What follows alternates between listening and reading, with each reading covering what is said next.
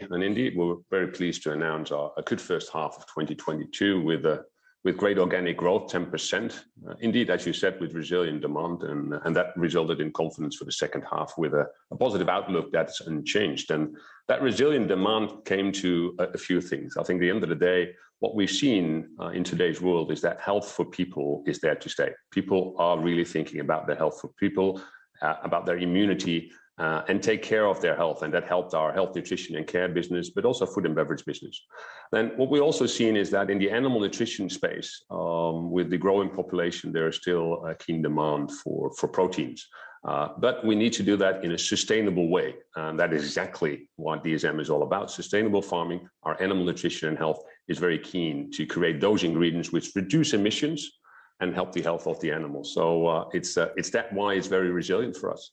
Indeed, talking of reducing emissions, I see that you're also speeding up your targets and your path towards being 100% dependent on that renewable energy. How much of that is directly as a result of the issue that's going on right now with Russia? Well, I mean, as DSM, we always look a bit longer term. So we started in 2018, where our renewable energy was only 3%.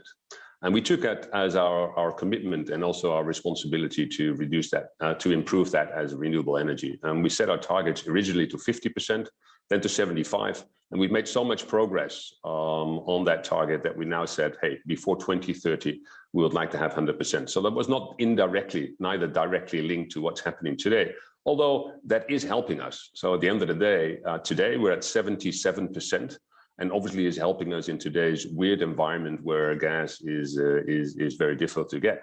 So we're also happy with that. We're not only doing renewable energy, we're also looking at biomass at our facilities, just to be less dependent on gas. Although for all our renewable energy, but also energy and gas, we're not very energy intensive and we're not using it as feedstock. So for us, it's more taking your commitment for a brighter world than anything else.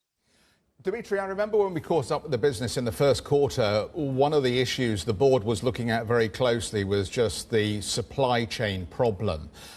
Coming into this quarter, it seems you're much more comfortable now with the outlook for the second half of the year. Does that mean that all of those supply chain problems are largely resolved?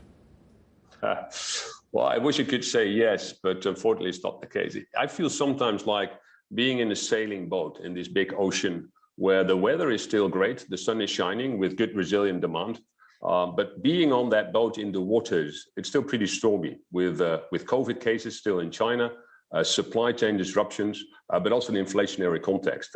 So what we think is that with China and the COVID, hopefully a bit of relief, we are getting out of these capacity issues going forward. We have to say that in quarter two, our plants were not running at a full 100%, although our people also stayed camping at our site just to maintain the production and capacity going forward. So no, it's not all over yet, but we are having a global infrastructure. We're very confident that we can keep it running, but it will also be challenging in the second half.